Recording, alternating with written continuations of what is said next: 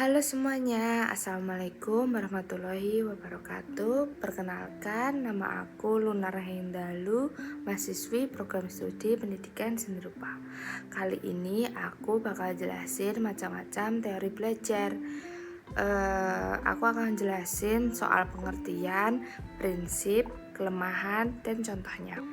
Teori yang pertama yaitu teori behavioristik. Teori behavioristik merupakan teori belajar yang lebih menekankan pada perubahan tingkah laku serta sebagai akibat dari interaksi antara stimulus dan respon. Teori behavioristik memiliki prinsip yaitu: 1. Objek psikologis adalah tingkah laku. 2. Semua bentuk tingkah laku dikembalikan pada refleks. Dan 3. Mementingkan pembentukan dan kebiasaan. Namun, pada teori behavioristik juga memiliki beberapa kelemahan, yaitu: 1. Murid berperan sebagai pendengar dalam proses belajar. 2. Murid dipandang pasif, perlu motivasi dari luar. Dan 3. Pembelajaran hanya berpusat pada guru.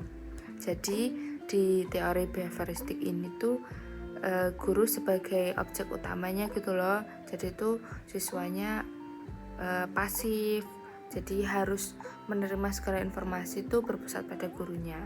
Contoh-contoh pembelajarannya yaitu pembelajaran yang dirancang dan berpijak pada teori behavioristik memandang bahwa pengetahuan adalah objektif, pasti, tetap, dan tidak berubah. Pembelajar dianggap sebagai objek pasif yang membutuhkan motivasi, dan pendidik merupakan pusat dari pembelajaran. Teori yang kedua yaitu teori kognitif. Teori kognitif merupakan teori yang umumnya dikaitkan dengan proses belajar.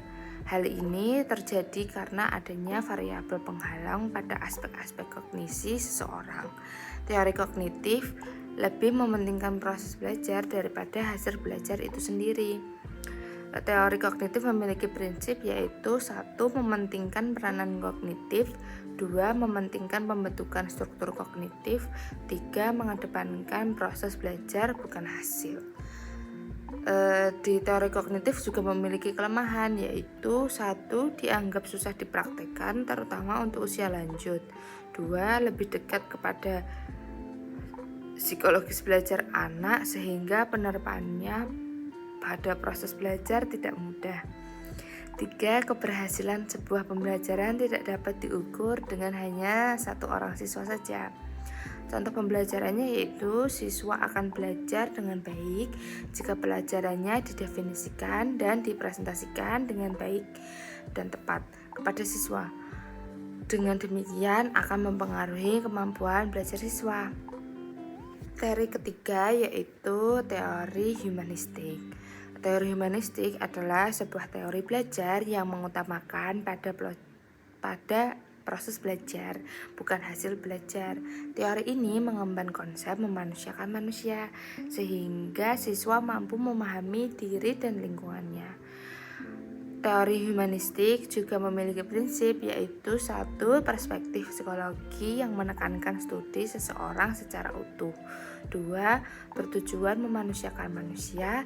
3. Membebaskan siswa memilih sesuai minatnya. Teori humanistik juga memiliki kekurangan, yaitu: 1. Siswa yang tidak ada keinginan untuk memahami potensi dirinya akan tertinggal dalam proses belajar. 2. Siswa terlalu diberi kebebasan. 3. Teori ini tidak dapat diuji dengan mudah.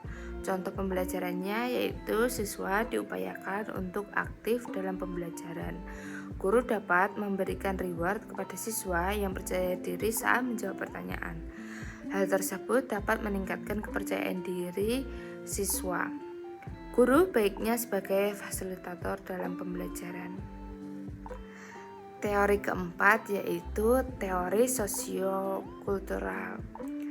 Teori sosiokultural merupakan teori yang menekankan pada bagaimana seseorang belajar dengan bantuan orang lain dalam satu zona keterbatasan dirinya dan merupakan kegiatan aksi dan interaksi. Teori sosiokultural memiliki prinsip yaitu: 1. Pengetahuan dibangun oleh siswa secara aktif. 2. Tekanan dalam proses pembelajaran terletak pada siswa. 3. Mengajar adalah membantu siswa belajar. Dan 4. Guru sebagai fasilitator.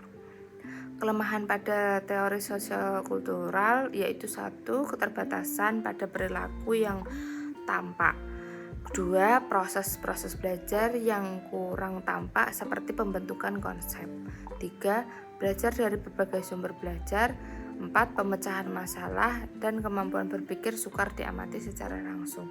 Jadi teori sosiokultural ini tuh lebih berfokus pada siswanya. Siswanya tuh ditekankan untuk aktif dalam pembelajaran dan guru itu hanya sebagai fasilitator. Contoh pembelajarannya yaitu keterlibatan anak secara aktif dalam suatu aktivitas belajar memungkinkan mereka memperoleh pengalaman yang mendalam tentang materi yang dipelajari dan pada akhirnya akan mampu meningkatkan pemahaman anak tentang materi tersebut. Teori yang terakhir yaitu teori konstruktivistik. Teori belajar yang menyatakan bahwa kemampuan mengajar dan aktivitas individu membantu dalam membangun basis pengetahuan mereka, mempelajari tentang membangun perspektif dalam berbagai hal dan membangun makna berdasarkan pengalaman kita. Teori tersebut memiliki prinsip yaitu 1. Pengetahuan adalah konstruksi manusia. 2. Pengetahuan merupakan konstruksi sosial. Dan 3. Pengetahuan bersifat tentatif.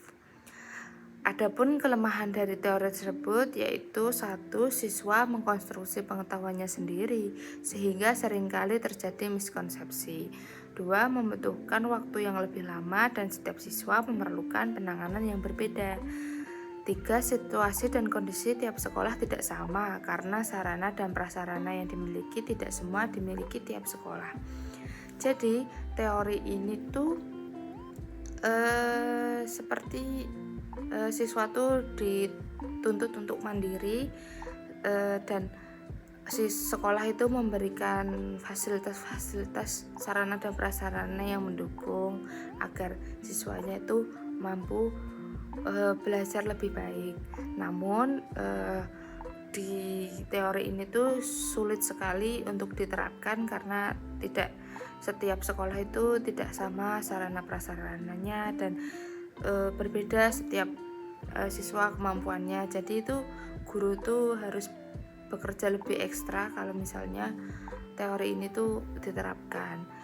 Contoh pembelajarannya yaitu peserta didik dapat menginterpretasikan informasi ke dalam pikirannya hanya pada konteks pengalaman dan pengetahuan mereka sendiri, pada kebutuhan, latar belakang, dan minatnya. Jadi benar-benar mandiri gitu. Sekian penjelasan dari saya. Mohon maaf apabila banyak kesalahan dan artikulasi yang tidak tepat. Sampai jumpa lagi teman-teman. Jangan lupa subscribe, komen, dan like. Terima kasih. Dadah.